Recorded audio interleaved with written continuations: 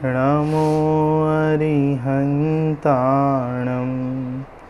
नमो सिद्धाणं नमो आयर्याणं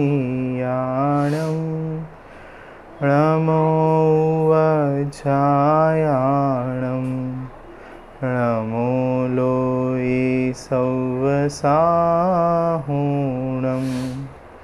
मंगलम भगवान वीरो मंगलम गौतमो गणी मंगलम कुंद कुंदाद्यो जैन धर्मोस्तु मंगलम। सर्वमंगल मांगल्यम सर्वकल्याणकारकम प्रधानां सर्वधर्मानां जैनं जयतु शासनम जैनं जयतु शासनम। सम्यक्तों की महिमा, इस विषय के ऊपर हम विस्तार से चर्चा कर रहे हैं। सम्यक तो किसे कहते हैं? सम्यक दर्शन, सम्यक ज्ञान, सम्यक चारित्र, ये तीनों की एकता ही वास्तव में मोक्ष मार्ग है। मोक्ष मार्ग अर्थात सुखी होने का उपाय। सम्यक दृष्टि जीव जो है वो 25 प्रकार के दोषों से रहित होता है और 8 प्रकार के गुणों के सहित होता है। इस प्रकार की एक भूमिका हमने यहाँ पे उसकी चर्चा की और उसके उपरांत 7 प्रकार के भयों से सम्यक दृष्टि रहित होता है।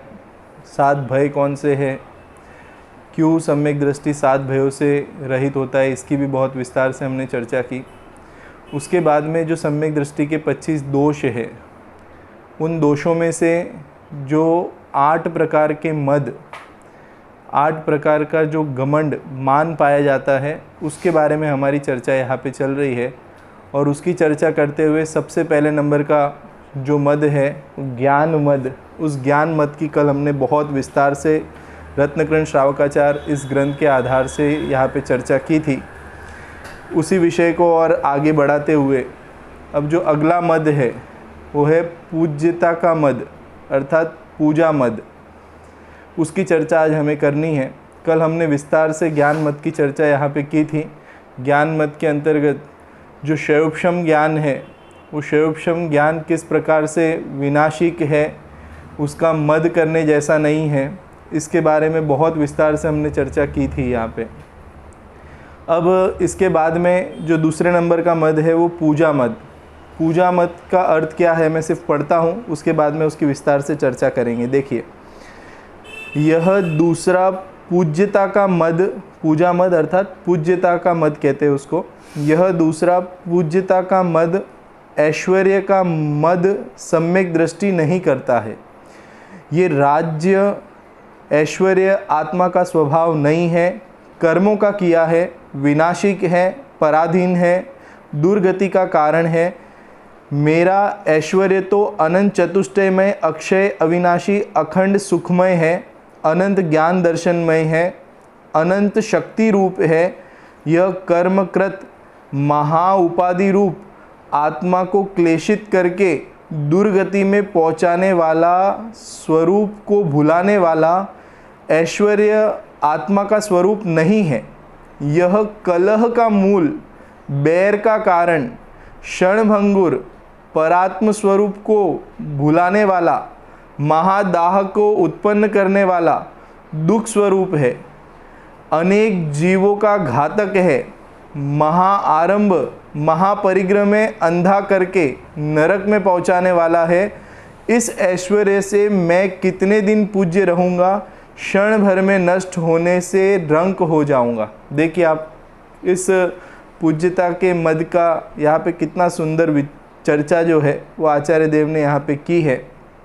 इसमें ऐसा बताया कि वास्तव में जो सम्यक दृष्टि होता है उसे जो पूज्यता, ऐश्वर्य है ना, ऐश्वर्य मतलब बाहर में एक स्टेटस, हमारा स्टेटस सिंबल होता है ना कि हमारा वर्चस्व है, हमारा स्टेटस है।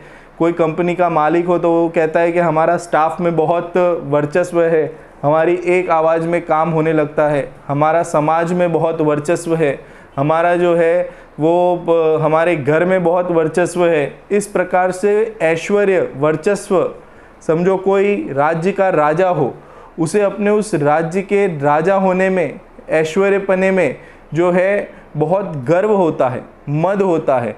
लेकिन सम्यक दृष्टि जीव जो है इस प्रकार का मद उसे नहीं होता। उसके पीछे कारण क्या है, ये जो सारी मद की चर्चा है ना, इसमें आप समझने का प्रयास करना। हमने इसकी परिभाषा मान किसे कहते हैं, घमंड किसे कहते हैं, उसी में हमने इस चीज़ को समझा था कि पर वस्तु के साथ में अपने आत्मा की तुलना करना, अर्थात पर वस्तु से अपने को बड़ा मानना या पर वस्तु के आधार से अपने को छोटा मानना, दीनहीन मानना, ये दोनों ही मान का स्वरूप है, ये दोनों ही मद है। ऐसा नहीं है कि कोई बाहर में वस्तु हो और उससे अपने को बड़ा मानता हो तो ही मान है। अगर वस्तु नहीं है और उसके अभाव में अपने को दीनहीन, छोटा मानता हो कि मेरे पास में तो ये वस्तु ही नहीं है, मेरे पास तो घर भी नहीं है, मेरे पास तो धन भी नहीं है, मेरा रूप भी अच्छा नहीं है ना, इस तरीके से अपने को पर वस्तु के कारण से दीनहीन अनुभव करता हो, वो जीव भी मानी है, घमंडी है। आप समझना, इस तरीके से इसका स्वरूप है। तो यहाँ पे दूसरे नंबर का जो मद है वो पूज्यता के मद की चर्चा चल रही है, ऐश्वर्य के मद की चर्चा चल रही है। ये जो ऐश्वर्य है, राज्य मिला है, जो राजापना हुआ है, या फिर जो भी स्टेटस हमारा है, वो सब कर्म निमित्त से हुआ है। अब समझ रहे, जितना भी मद होता है ना, जो बाहर की परिस्थिति हमें मिलती है, एक हिसाब से देखा जाए तो ये 9 कर्म है। ये क्या है, ये 9 कर्म है। तो ये 9 कर्म जो है वो कर्म के निमित्त से प्राप्त होता है, और कर्म के निमित्त से प्राप्त जो चीज़ें है उसका अधिकारी कर्म है, वो हमारे अधीन नहीं है, वो कर्म के अधीन है। हम जैसा चाहते हो वैसा नहीं होता है, कर्म जैसा चाहता हो, अर्थात कर्म जिस प्रकार का उदय आए उस तरीके से बाहर में परिस्थिति निर्मित होती है और विनष्ट होती है। देखो यहाँ पे ये कहाँ, यहाँ पे ये ऐसा ऐश्वर्य जो है जो विनाशिक है, पराधीन है, और कहाँ पे पहुँचाने वाला है, ये दुर्गति का कारण है। ये बाहर का ऐश्वर्य जो है, अगर इसका मान किसी को होता हो तो इसके कारण से अगर बहुत घमंड होता हो ना बाहर की चीज़ों का, मेरे जैसा राजा कोई है ही नहीं, मेरे जैसा कोई स्टेटस किसी का है ही नहीं, मैं जो बोलता हूँ वो सब मान लेते हैं, है ना, इस तरीके का घमंड हो, तो ऐसा जीव जो है वो कर्म बांध के दुर्गति में जाने का उसका कारण बनता है। इसके साथ में और भी यहाँ पे कहा कि वास्तव में हमें समझना चाहिए कि हमारा ऐश्वर्य क्या है, हमारा है ना वर्चस्व किससे है। कि जैसे जो अनंत परमात्मा है वो अनंत दर्शन, अनंत ज्ञान, अनंत सुख और अनंत वीर्य के धारी है। तो वास्तव में आत्मा का ऐश्वर्य तो ये है, आत्मा का वर्चस्व तो ये है, जो अनंत परमात्मा है, जिन्होंने अनंत ज्ञान की प्राप्ति कर ली है। आत्मा का ऐश्वर्य क्या है, ये जो धन और बाहर में राजा, राज्य पद, ये जो स्टेटस सिंबल जो है, ये कोई आत्मा का ऐश्वर्य नहीं है। आत्मा का ऐश्वर्य तो अनंत दर्शन, अनंत ज्ञान, अनंत सुख, अनंत वीर्य, ये आत्मा का ऐश्वर्य है। और सम्यक दृष्टि जीव जो है वो इसे अपना ऐश्वर्य मानता है, ना कि बाहर के राज्याधिक को ऐश्वर्य मानता है। देखो, और ये जो बाहर का ऐश्वर्य है ना, उसकी थोड़ी सी चर्चा की है कि ये किस प्रकार का है। कि ये जो बाहर का ऐश्वर्य है ये कर्मकृत है, महा उपाधि रूप, आत्मा को क्लेशित करके दुर्गति में पहुंचाने वाला, स्वरूप को भुलाने वाला। अगर इस बाहर के ऐश्वर्य में, राज्य में अगर हम खो गए तो वो जीव जो है कभी स्वरूप को और आत्मा को, है ना, याद ही नहीं करेगा। ये इसी प्रकार का है। देखो कर्म का निमित्त पना कैसा होता है और हम कैसे उसमें लीन हो जाते हैं। बाहर में ना राज्य का समझो हम किसी राजा के राजा बन गए, है ना, किसी राज्य के राजा बन गए, ऐसा कर्म का उदय हुआ कि हम राजा के घर में जन्मे।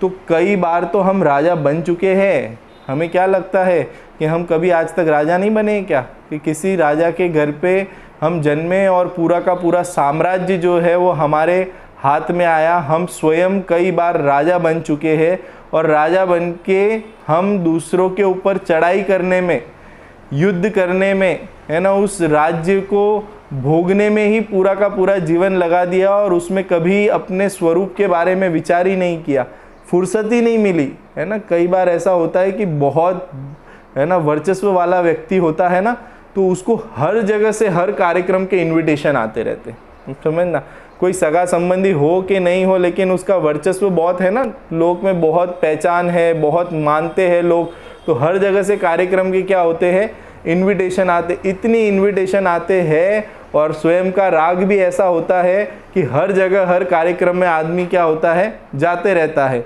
और उसे भी लगता है कि अगर मैं नहीं जाऊंगा, अगर किसी के यहाँ पे नहीं जाऊंगा तो फिर मेरा वर्चस्व क्या हो जाएगा, कम हो जाएगा, मेरा ऐश्वर्य क्या हो जाएगा, कम हो जाएगा, कोई मुझे पूछेगा ही नहीं। तो उसे भी इस प्रकार का मद रहता है। तो इस प्रकार के कार्यक्रमों में पूरी जिंदगी क्या हो जाती है, उलझ जाती है, और सारा का सारा समय निकल जाता है, कभी अपने स्वरूप के बारे में विचारने तक का अवसर उसे मिलता नहीं है। उसके साथ में ये जो ऐश्वर्य जो है वो क्या करता है, देखो इसका कमाल, कि यह कलह का मूल, किसका मूल है, कोई बहुत है ना ऐश्वर्य वाला हो ना, तो वो ऐश्वर्य जो है, बाहर का ऐश्वर्यपना जो है वो कलह उत्पन्न करता है। कलह मतलब है ना झगड़े पैदा करता है, कि कोई इस प्रकार का बहुत ऐश्वर्य वाला हो तो एक दूसरे के बीच में झगड़े उत्पन्न करता है। हाँ हाँ, तुम तो बहुत, तुम्हें तो सब मानते हैं, इसके लिए तुम अपनी चलाते हो, है ना, तुम किसी की सुनते नहीं हो। इस प्रकार से कलह और झगड़े उत्पन्न कराता है ये ऐश्वर्य का भाव। उसके साथ में बैर का कारण बनता है। बैर का कारण देखो, बैर कब होता है कि कोई व्यक्ति है ना अपने से कम शक्तिशाली व्यक्ति हो, वो आपका बिगाड़ जो है वो नहीं कर सकता हो, ऐसा उसमें सामर्थ्य नहीं हो, तो वो आपके ऊपर प्रहार नहीं करता, वो आपके प्रति बैर धारण कर लेता है मन में।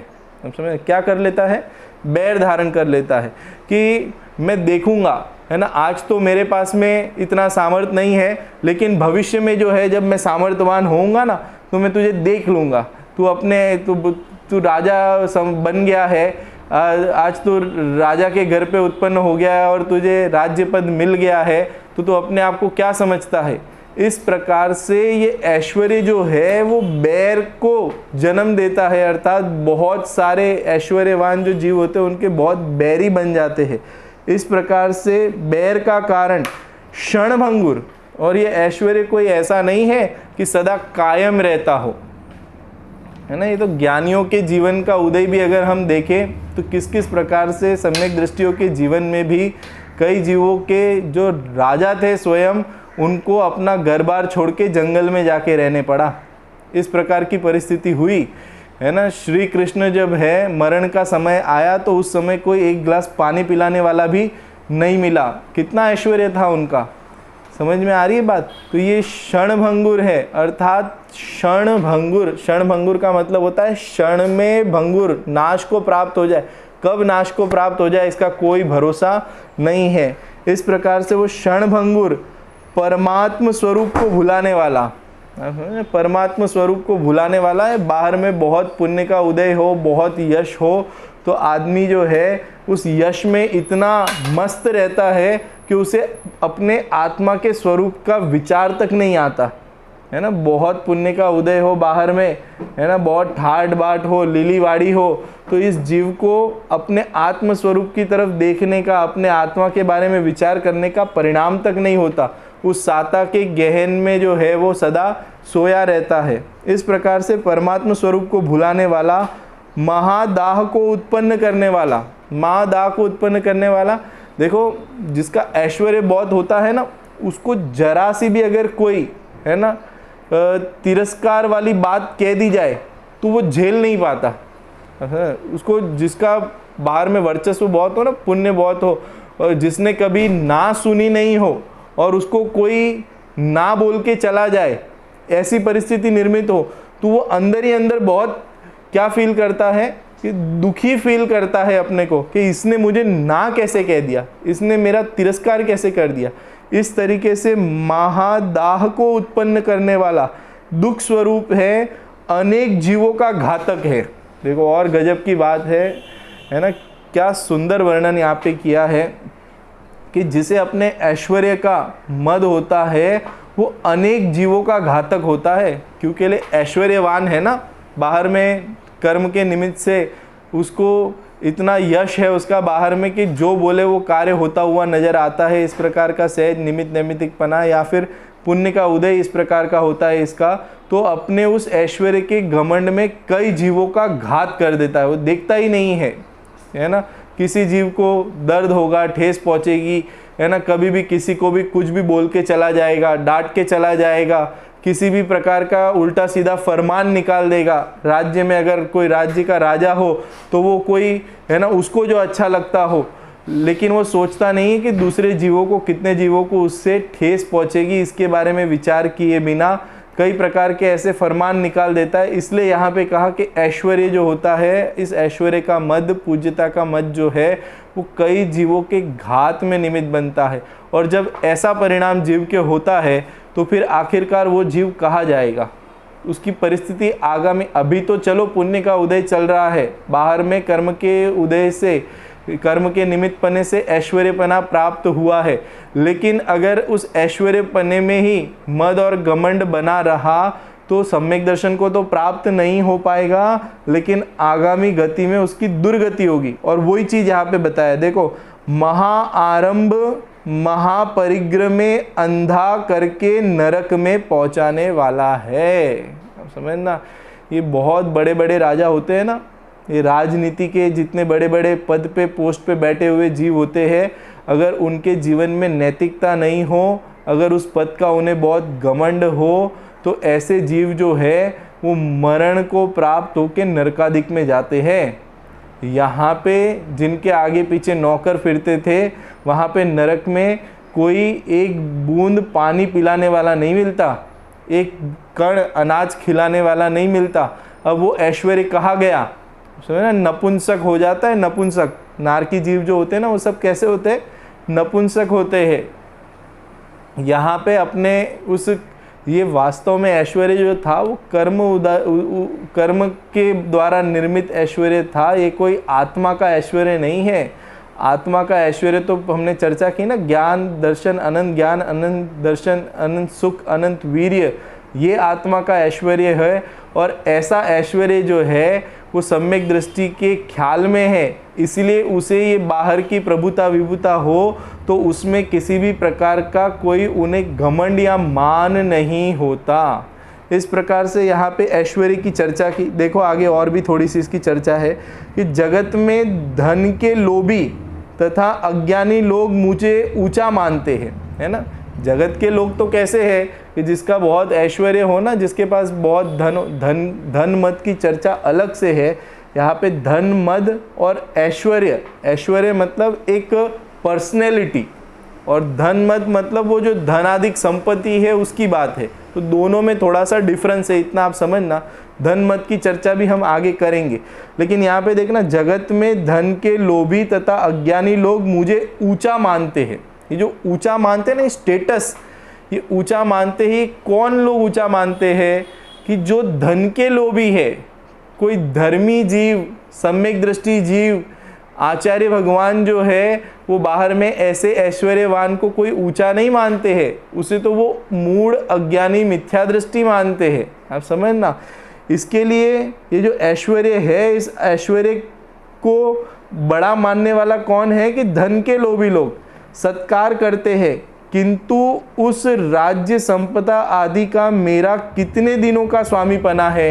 ये सम्यक दृष्टि विचार करता है कि बाहर का जो ये राज्य है, संपदा है, इसका स्वामीपना कितने दिन रहने वाला है। ये तो बहुत अल्प काल तक रहने वाला है, मृत्यु का दिन निकट आ रहा है। सम्यक दृष्टि को हमेशा इस प्रकार का विचार वर्तता है, इस प्रकार का तत्वज्ञान वर्तता है कि मृत्यु का दिन क्या है, निकट आ रहा है। मुझ सरीखे अनंतानंत जीव संपदा को अपने मानने वाले नष्ट हो गए, है ना। वो प्रसिद्ध लाइन कहा गई, चक्री जिन जीता भरत खंड सारा, है ना। तो उस 12 भावना में याद करा है कि कई जीव जो है इस प्रकार के चक्रवर्तित्व का पद धारण किया। अब कहाँ है वो जो बड़े बड़े राजा हुए, उन्होंने बड़े बड़े महल बनाए। इस भारत भूमि पे भी कई प्रकार के राजा हुए, और इसके बाद में अभी भी हम कई खंडर महल देखते हैं अलग अलग जगह पे। हेरिटेज प्लेसेस होती है ना, तो वहाँ पे जाके बड़े बड़े महल देखते हैं, राजाओं के महल होते हैं, तो वो महल क्या हो गए, आज खंडर हो गए हैं, है ना। सारी दीवारें टूट गई है उसकी, उसमें रहने वाले राजा, सैनिक, सिपाही, उसमें जो राजा जो अपना वर्चस्व मानता था, वो सब कहाँ है, सब कहाँ गायब हो गया। तो कहते वो सब समाप्त हो गया, वो कर्म उदय निमित्त से प्राप्त था। ये देखो यहाँ पे इसलिए कहा है कि ये जो मृत्यु का दिन निकट आ रहा है, मुझ शरीर के अनंतानंत जीव संपदा को अपनी मानने वाले नष्ट हो गए। परमाणु मात्र भी पर द्रव्य मेरा नहीं है, एक द्रव्य दूसरे द्रव्य का कैसे हो सकता है। एक परमाणु भी इस आत्मा का नहीं हो सकता, और आत्मा में एक द्रव्य अर्थात एक द्रव्य दूसरे द्रव्य का नहीं हो सकता। आत्मा जो है वो जड़ रूप नहीं हो सकता, और जड़ जो है वो आत्मा का नहीं हो सकता। इस प्रकार से सम्यक दृष्टि जो है उसे इसका पक्का श्रद्धान है। और सम्यक दर्शन जो है, आप समझने का प्रयास करना है, जो 25 दोष बताए ना यहाँ पे, जिसके जीवन में इस प्रकार का दोष होता हो, उसके जीवन में सम्यक दर्शन प्राप्त करने की भूमिका ही नहीं बनती। आप कल्पना करो कि जिसके चित्त में इस प्रकार का मद या मान नहीं होता है, वही जीव सम्यक दर्शन को क्या कर पाता है, प्राप्त कर पाता है। और सम्यक दर्शन प्राप्त होने के बाद में भी इस प्रकार के कोई दोष उनके जीवन में रहते नहीं।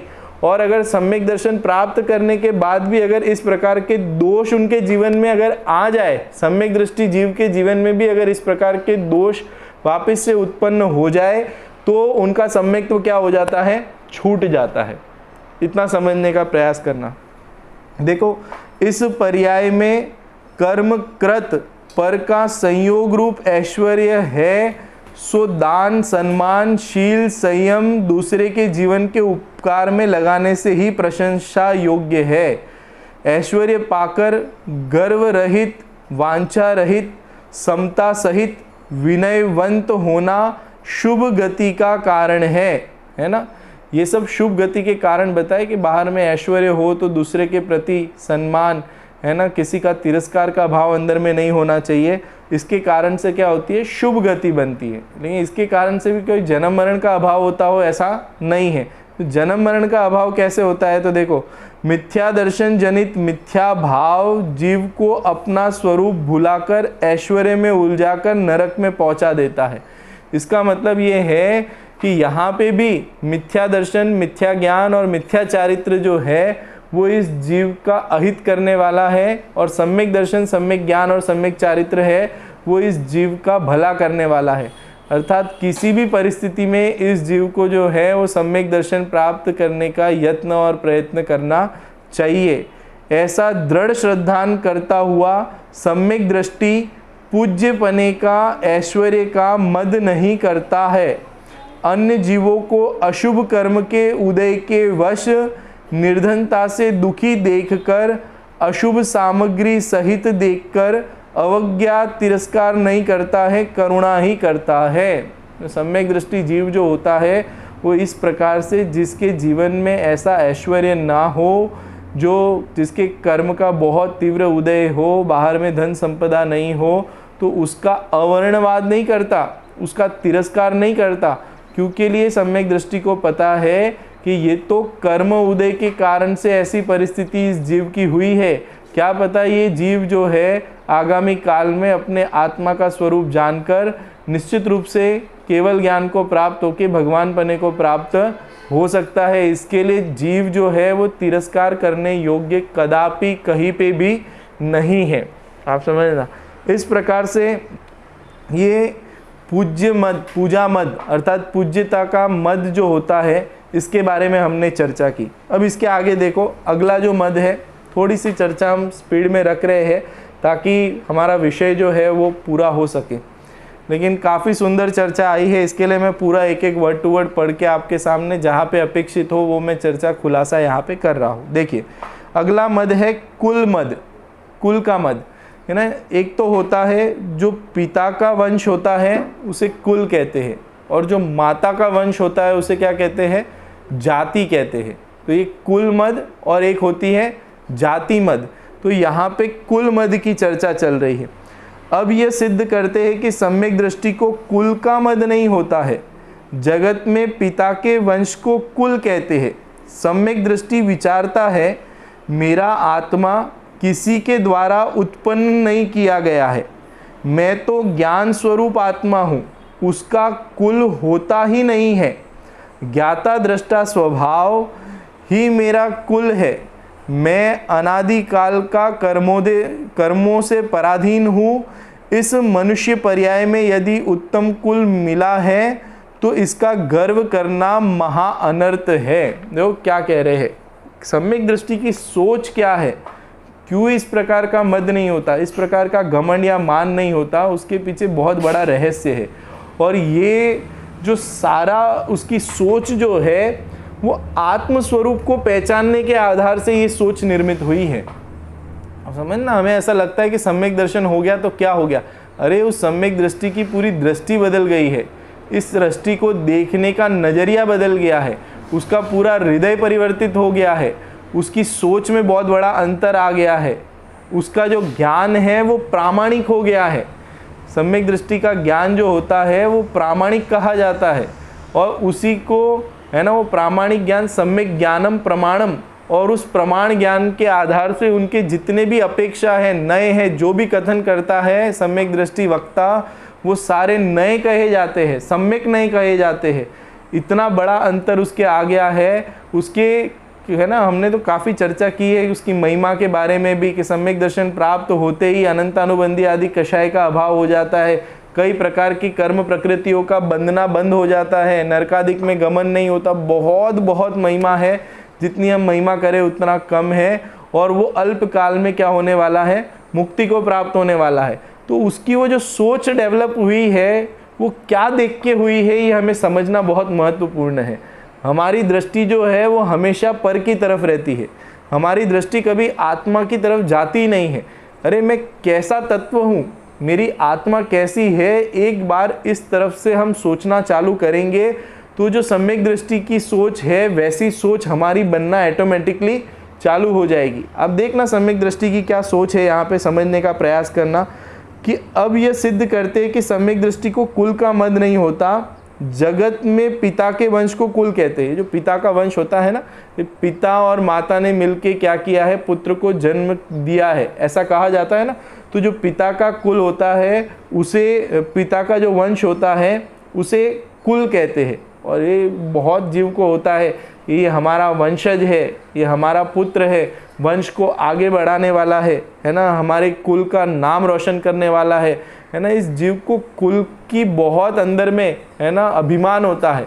अगर पुत्र प्राप्त नहीं हो, इस कुल के चक्कर में, इस कुल मत के चक्कर में इस जीव ने कितने अनिष्ट पाप किए हम कल्पना नहीं कर सकते, है ना। पूरे देश में जो ये अभियान चलता है ना कि बेटियों को बचाओ, बेटियों को पढ़ाओ, है ना, इसके पीछे एक कारण ये भी है कि कई लोग जो है ऐसा मानते हैं कि अगर पुत्री जन्मेगी तो हमारा कुल कैसे आगे बढ़ेगा, हमारा वंश कैसे आगे बढ़ेगा।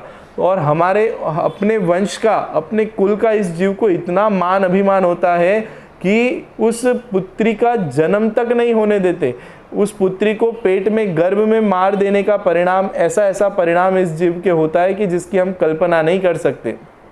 लेकिन कभी विचार नहीं करता कि सम्यक दृष्टि वास्तव में कैसा विचार करता है। देखिए, मेरा आत्मा किसी के द्वारा उत्पन्न नहीं किया गया है। मैं हूँ कौन? ये हाड़ मांस का जो शरीर है, वास्तव में क्या मैं ये हूँ कि मैं आत्मा हूँ, कि मैं आत्म तत्व हूँ, जानने देखने वाला तत्व हूँ। और कब से हूँ?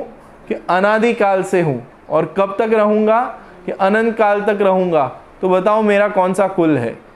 आप समझना, मेरा कुल कहाँ से आया? ये जो कुल मानते हैं ना, ये तो कर्म उदय के निमित्त से कुल कहा जाता है। ये तो इस किसी के है ना घर पे आके जन्मा, किसी पिता के है ना निमित्त पने में, संयोग पने में आना हुआ, तो उसके आधार से उनका जो कुल होता है उसके आधार से हमारा कुल कहा जाता है। वास्तव में देखा जाए, अगर आत्मा की दृष्टि से देखा जाए तो आत्मा न तो कभी जन्मा है, न तो कभी मरण को प्राप्त होता है। इसके लिए उसका कोई कुल होता ही नहीं है। और उसके साथ में मैं तो ज्ञान स्वरूप आत्मा हूँ। कैसा हूँ? ज्ञान से बना हूँ, ज्ञान से निर्मित हूँ।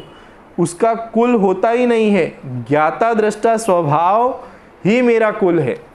क्या कुल है मेरा? कि ज्ञाता दृष्टापना, जाननपना, हर समय हर परिस्थिति में जानने रूप परिणमन करना, ये मेरा कुल है, ये मेरा कार्य है, ये मेरा स्वरूप है।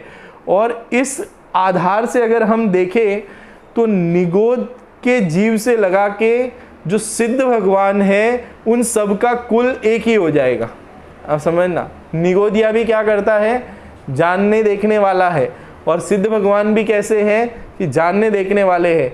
इस दृष्टि से अगर देखा जाए तो निगोदिया से लेके जो सिद्ध भगवान है उनमें किसी भी प्रकार का कोई अंतर नहीं है। और इसके लिए भी ये कहा जाता है कि जो निगोद में सो ही मुझ में सो ही मोक्ष मंजार। ये इस आधार से कहा जाता है क्योंकि लिए स्वरूप की ओर से देखा जाए, स्वभाव की ओर से देखा जाए, बनावट की ओर से देखा जाए तो तीनों में किसी भी प्रकार का कोई अंतर नहीं है। ना ही निगोदिया में, ना मुझ में, ना सिद्ध भगवान में, किसी भी प्रकार का कोई अंतर नहीं है। जीव मात्र जो है समान है। देखिए, मैं अनादि काल का कर्मों से पराधीन हूँ। इस मनुष्य पर्याय में यदि उत्तम कुल मिला है तो इसका गर्व करना महा अनर्थ है। देखो, इस लाइन से है ना, मैं एक बात बताना चाहता हूँ, बहुत महत्वपूर्ण बात है ना। एक भजन आपने सुना होगा, हम जैन कुल में जन्मे हैं अभिमान करो रे, है ना। ये लाइनें समझने जैसी है कि हम जैन कुल में जन्मे हैं अभिमान करो रे, है ना। क्या अभिमान करे? किस चीज़ का अभिमान करे, है ना। जैन कुल में जन्मे हैं तो जैन कुल में जन्मे हैं उसमें आपको क्या अभिमान करने जैसा लगता है? हम सब जो है अभिमान करना समझते हैं कि भाई हम तो बहुत ऊंची जाति के हैं, ऊंचा कुल है हमारा, श्रेष्ठ कुल है। तो वास्तव में जैन कुल जो मिला है ना, वो मिला है वो अभिमान करने के लिए नहीं है। जैन कुल जो मिला है वो सम्यक दर्शन प्रकट करने के लिए है। बाकी कुल और जैन कुल में क्या अंतर है मुझे बताओ? बाकी सब जातियों में और हमारी जाति में क्या अंतर है? कि हमारे पास में सच्चा तत्व ज्ञान उपलब्ध है, आत्मा से परमात्मा बनने की विधि हमें उपलब्ध हुई है। आप समझना, ये चीज़ें हमें इस कुल में आके प्राप्त हुई है, ये हमारे कुल का धन है। आप समझना, लेकिन इस ओर से कोई विचार ही नहीं करता। वो बाहर में जैन जो होते हैं, है ना, वो बहुत पुण्यशाली होते हैं, वो है ना, बहुत उनका वैभव पाया जाता है। हर जगह पे टैक्स भरने में भी देखो सबसे आगे जैन ही होते हैं, व्यापार में भी देखो सबसे आगे जैन ही होते हैं। हमने अपने कुल की तुलना उससे की, उससे अपना वर्चस्व माना। तो वास्तव में इस तरीके से अभिमान करने जैसा नहीं है, और इस कुल में आए हैं तो वास्तव में अभिमान करने जैसा नहीं है। इसके लिए मैं कभी कभी उस भजन की लाइन को चेंज करके पढ़ता हूँ। मैं कहता हूँ कि हम जैन कुल में जन्मे हैं, सम्यक दर्शन प्राप्त करो रे। आप समझना कि सम्यक दर्शन प्राप्त करना चाहिए जैन कुल में जन्म के, ना कि अभिमान करने जैसा है। क्योंकि लिए ये जैन कुल में जो हम आए हैं, क्या इस जैन कुल में हम सदा बने रहेंगे? आप समझना, क्या इसके बाद में किसी अन्य कुल में जाना नहीं हो सकता है क्या? जैन कुल में जन्मे तो इस जीव को ऐसा लगता है कि आगे जैन नाम लगाने से सब कुछ कार्य की क्या हो जाएगी? सिद्धि हो जाएगी। लेकिन ऐसा नहीं है। कई तो ऐसा प्ररूपना करते हैं कई लोग तो कि जैन कुल में जन्मे हैं तो समझो उनके सम्यक दर्शन तो है ही, अब सम्यक ज्ञान और सम्यक चारित्र प्रकट करना है उनके। इस प्रकार की रूढ़ी चलती है, किस किस प्रकार का ज्ञान चलता है हम कल्पना भी नहीं कर सकते। समझना, देखो यहाँ पे कहते हैं, पूर्व भवों में अनंत बार नारकी हुआ। क्या हुआ? अनंत बार, एक दो बार नहीं। इस जीव की कथा जो है ना वो बहुत लंबी है। क्यों लंबी है? क्योंकि लिए जीव आज का नहीं है, अनादि का है। इसके लिए उसकी कथा कैसी है? बहुत लंबी है, और इसकी कथा आगामी काल में भी बहुत लंबी चलने वाली है। कोई ये मनुष्य भव खत्म होने पर इसकी कथा कहानी खत्म हो जाएगी ऐसा नहीं है। एक था राजा एक थी रानी, दोनों मर गए, खत्म कहानी। ये स्वरूप ऐसा नहीं है। इसकी कथा आगामी भी बहुत लंबी चलने वाली है। अब हमें डिसाइड करना है कि हमारी कथा में हम सुखी रह के अपना जीवन यापन कर रहे हैं, ऐसी हमारी कथा हो कि हम संसार में भटक भटक के दुख उत्पन्न कर रहे हैं, इस प्रकार की हमारी कथा हो, इसका निर्धारण करना हमारे हाथ में है।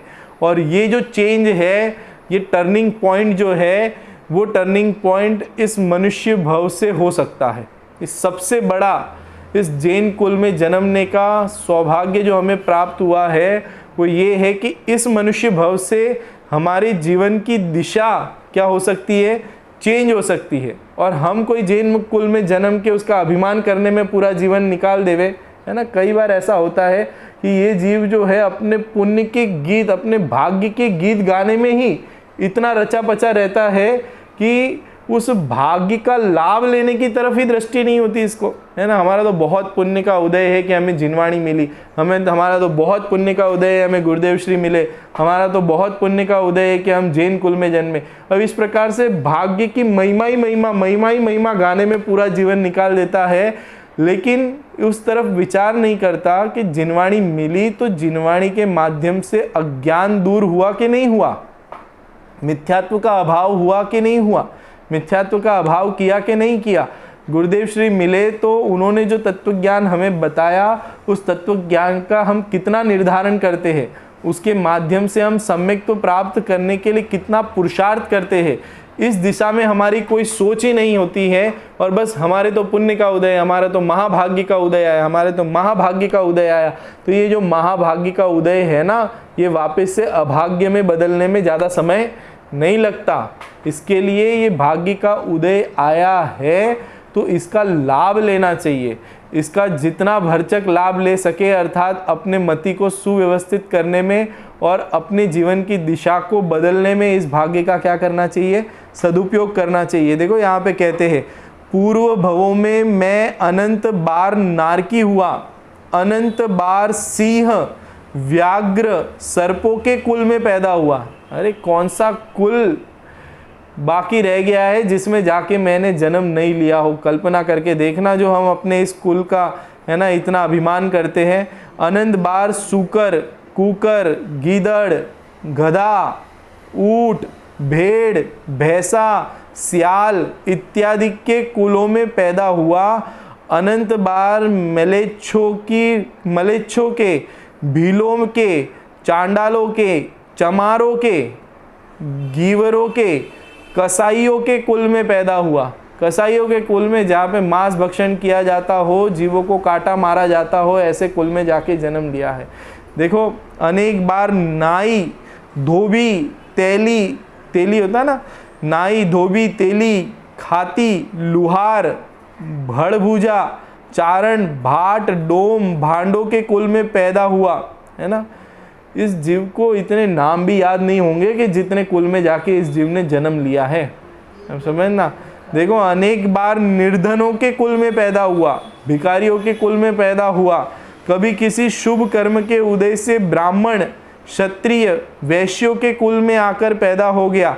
तो अब कर्म के किए कुल में आकर गर्व करना बड़ा अज्ञान है। इस कुल में मुझे कितने दिनों तक रहना है? अनादि से इस कुल में मेरा निवास तो था ही नहीं, है ना। अनादि काल से तो मैं कोई जैन कुल में था, ऐसा तो नहीं था। और नया पैदा हुआ हूँ। अब समझना, जो नया पैदा हुआ है वो नियम से क्या होने वाला है, विनाश को प्राप्त होने वाला है। तो मरकर फिर पुण्य पाप के अनुसार किसी अन्य कुल में क्या हो जाऊंगा, पैदा होना होगा। इसके लिए इस कुल का, है ना, अभिमान करने जैसा नहीं है। हमारे पास में स्वर्णिम अवसर है ना। कई बार देखो, अभी ये रोग चल रहा है ना कोरोना का, तो इसमें बहुत से लोगों को ऐसा भ्रम होता है कि मुझे तो ये रोग होगा ही नहीं। गवर्नमेंट कहती है कि अपने घर पे रहो, लेकिन बहुत से लोगों को ऐसी फीलिंग होती है ना, नहीं मुझे तो हो ही नहीं सकता, अरे मुझे कैसे होगा, मुझे तो हो ही नहीं सकता। अब ये जो चर्चा चल रही है ना, इस चर्चा को सुन के कई लोगों को ऐसा लगता होगा कि नहीं मैं तो ऐसी स्थान में, ऐसे कुल में गया ही नहीं होऊंगा, मेरा तो ऐसी जगह पे जन्म हो ही नहीं सकता। ऐसा भ्रम होता है इस जीव को, लेकिन इसे पता नहीं है कि अनादि काल से ऐसा कोई स्थान, ऐसा कोई कुल, ऐसी कोई योनि बाकी नहीं है कि जिसमें जाके इस जीव ने जन्म नहीं लिया हो। मुझे बताओ, जब महावीर भगवान मोक्ष में जा रहे थे तब हम थे कि नहीं थे? जब आदिनाथ भगवान मोक्ष में जा रहे थे तब थे कि नहीं थे? ये तो वर्तमान की 24 ही है। इससे भूतकाल में अनंती 24 ही निकल गई और आज तक हम संसार में ही हैं। इतने सारे जीव मोक्ष में चले गए लेकिन हम आज तक नहीं गए। तो हम कहीं ना कहीं रहे होंगे कि नहीं रहे होंगे, किसी ना किसी कुल में रहे होंगे कि नहीं रहे होंगे, निश्चित रूप से रहे हैं। और वो सब यही सारे कुल है जिन कुलों में हम जा जाके आए हैं। इसके लिए अभी हम जैन कुल में जन्मे हैं, सच्चे वीतरागी भगवान का मार्ग हमें मिला है, भगवान बनने का मार्ग हमें मिला है। तो इसका भरचक सदुपयोग करने में अपना उपयोग लगाना चाहिए। देखो मैं 2 चीज़ें कहता हूँ, ना ही अपने भाग्य का गुणानुवाद करने में समय वेस्ट करने जैसा है, और ना ही है ना रोने धोने में कि भूतकाल में है ना, आप समझना वो ज्ञान कराया जाता है जिनवाणी में कि इस जीव ने भूतकाल में कितने दुख सहन किए हैं, नरकों में गया, तिरंज गति में गया, यहाँ गया वहाँ गया, इतने सारे दुख सहन किए, आप समझना। तो ये 2 चीज़ें हमेशा ध्यान रखना, ना अपने भाग्य में है ना उसकी प्रसन्नता है ना उसको उसके गुणगान गाने में जीवन लगाना चाहिए, और ना ही पीछे का रोना रोने में जीवन लगाना चाहिए। अभी हमारे पास में टाइम है परफॉर्मेंस का, हमारे पास में समय है, अपना सारा समय जो है वो अपनी मति को सुधारने में, अपनी श्रद्धा को सम्यक दिशा में लाने में, इस चीज़ का हमें क्या करना चाहिए, सदुपयोग करना चाहिए, पुरुषार्थ करना चाहिए। तो ये कहा जाएगा कि हमने अपने भाग्य का है ना सदुपयोग किया और अपने अभाग्य का हमने नाश किया। अब समझना, नहीं तो ये अवस्था जो है आगामी काल में जाके इसी तरीके से बनती रहेगी, अनादिकाल से चल रहा है और इसी तरीके से आगे चलते रहेगा। देखो यहाँ पे कहते उत्तम कुल प्राप्त करने का फल तो ये है कि मोक्ष मार्ग का साधक रत्नत्रय में प्रवर्तन करना तथा अधम आचरण का त्याग करना। देखो कह दिया ना यहाँ पे कि उत्तम कुल को प्राप्त करने का अगर कोई है ना औचित्य है, कोई उसका सार्थक उसकी कोई सार्थकता है, तो वो रत्नत्रय प्रकट करना, अर्थात जीवन में सम्यक दर्शन की प्राप्ति करना, ना कि उस कुल का मद करना, उसका घमंड करना। इसके साथ में ये भी कहा कि अधम आचरण का त्याग करना। ये जो अधम आचरण होते हैं ना, निकृष्ट आचरण होते, खोटे आचरण होते, कई जगह से ये बात सुनने मिलती है। नाम तो जैन है ना, हमने तो ऐसे जैन देखे हैं जो रात्रि में भोजन करते हैं, हमने तो ऐसे जैन देखे हैं कि जो मांस भक्षण करते हैं, हमने तो ऐसे जैन देखे हैं कि जो मदिरा पान करते हैं, हमने तो ऐसे जैन देखे। ये सब क्या करते हैं, अपने कुल को लजाते हैं और वास्तव में उच्च कुल में जन्म होने पर भी अपना जो सारा वीर्य जो है वो इस तरीके से गटर में फेंक देते हैं कि वापस से उन नीच कुल में और नीच जाति में जाके उनका क्या होने लगता है, जन्म होने लगता है। तो इस तरीके से देखिए, ऐसा भी विचार करना, मुझे पुण्य के प्रभाव से उत्तम कुल मिला है, इसलिए नीच कुल के मनुष्य के समान अभक्ष्य नहीं खाना चाहिए। अभक्ष्य भक्षण हमारे जीवन में नहीं होना चाहिए। कलह है ना, कलह झगड़ा है ना, ये सब जैसे जो नीच कुल जो है एक हिसाब से देखा जाए तो जिसमें कषायों की तीव्रता अधिक होती है, इस प्रकार के जीवों को नीच कुल वाला कहते हैं। और उन जीवों में आप देखोगे तो वो हमेशा लड़ते झगड़ते रहते हैं।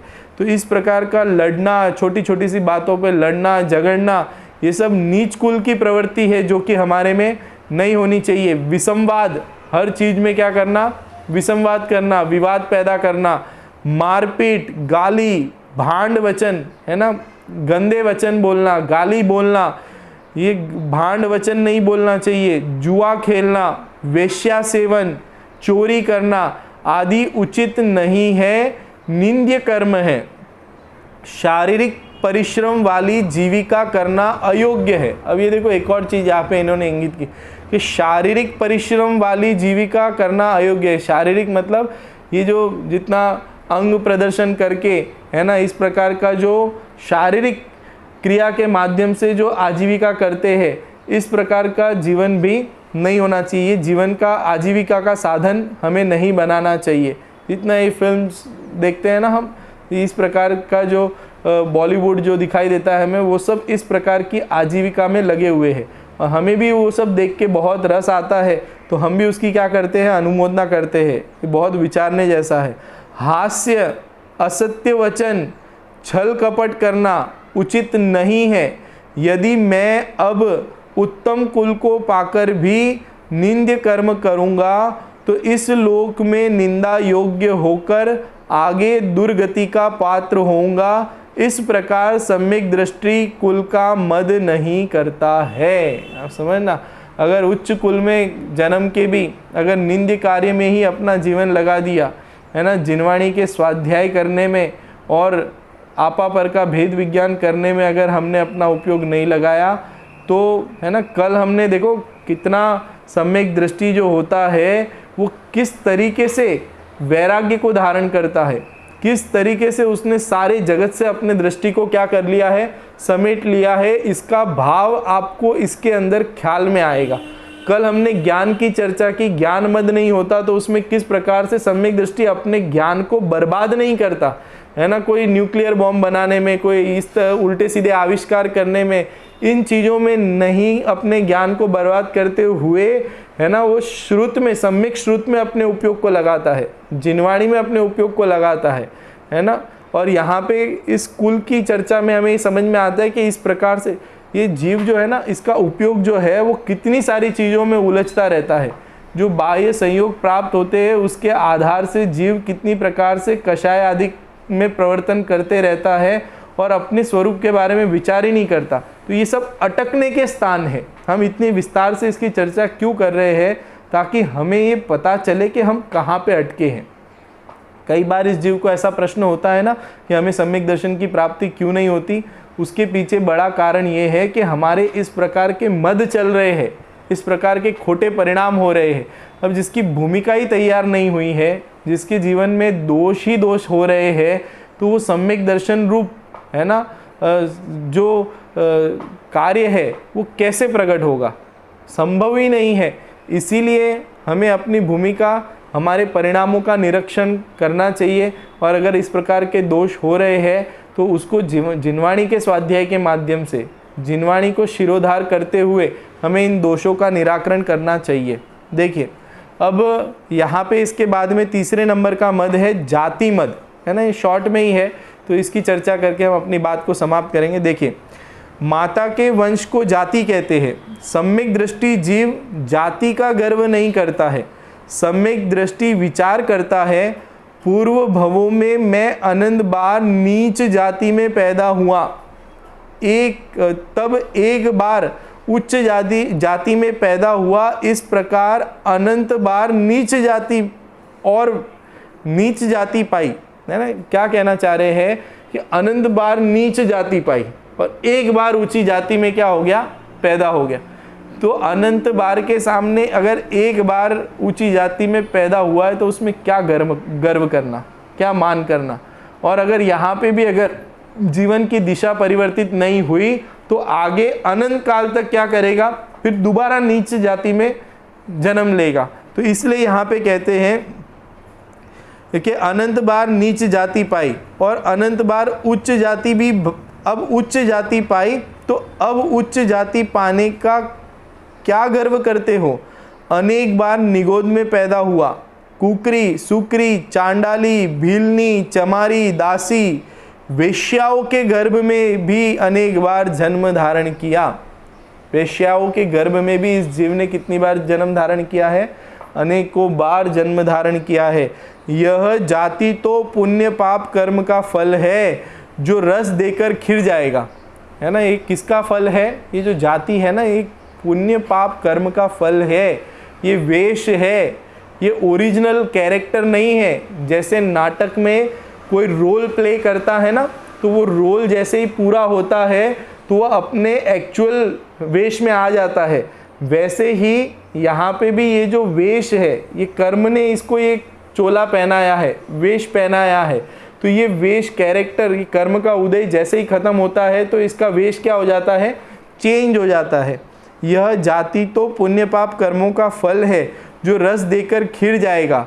जाति कुल में रुकना कितने दिन का है, इसलिए जाति कुल को विनाशिक कर्म के अधीन जानकर उत्तम शील पालने में, क्षमा धारण करने में, स्वाध्याय में, परोपकार में, दान में, विनय में प्रवर्तन करके जाति का उच्चपना सफल करो, जाति का मद करके संसार में नष्ट मत हो। ये कह रहे हैं यहाँ पे कि इस प्रकार से अगर उच्च जाति में जन्मे हैं तो उच्च कार्यों में अपने उपयोग को क्या करना चाहिए, लगाना चाहिए। उच्च कुल में जन्मे हैं तो उच्च कार्य करने में अपने जीवन को लगाना चाहिए। और हमारे लिए आत्म कल्याण करने से बड़ा ऊंचा कार्य दूसरा कोई हो ही नहीं सकता। और यही कार्य जो है वो सम्यक दृष्टि ने अपने जीवन में क्या कर लिया है, प्राप्त कर लिया है। इसलिए उन्हें इस प्रकार के 8 मद नहीं होते, कुल का मद, जाति का मद नहीं होता। इस प्रकार से हमने अभी तक 3 मदों की चर्चा यहाँ पे की है और आगे के जो मद है उसकी चर्चा हम कल की क्लास में यहाँ पे लेंगे। एक प्रश्न कल आया था, उसका मैं थोड़ा समाधान कर देना चाहता हूँ कि किसी का कहना था कि भाई आप जब समाप्त करते हो तो जिनवाणी स्तुति बोला करो। हम वो वीडियो को छोटा रखने के लिए जिनवाणी स्तुति जो है रिकॉर्ड नहीं करते, लेकिन जब हम जिनवाणी यहाँ पे विराजमान करते हैं तो तभी भी जिनवाणी स्तुति बोलते हैं, और जब प्रवचन पूरा होता है तब भी हम जिनवाणी स्तुति बोलते हैं। इसके लिए आप अपने मस्तिष्क में इस प्रकार की शंका नहीं करिए, किसी भी प्रकार का कोई अभिनय हम नहीं करते हैं। और अगर ऐसा लोगों को लगता हो तो हम उसकी रिकॉर्डिंग भी चालू कर देंगे। तो आज से हम जिनवाणी स्तुति भी बोलते हुए समाप्त करेंगे, उसकी रिकॉर्डिंग कर देते हैं। जिनवाणी स्तुति। निज निधि निज में बताई यह अनंत उपकार है, उसके लिए जिनवाणी माँ को वंदना शत बार है।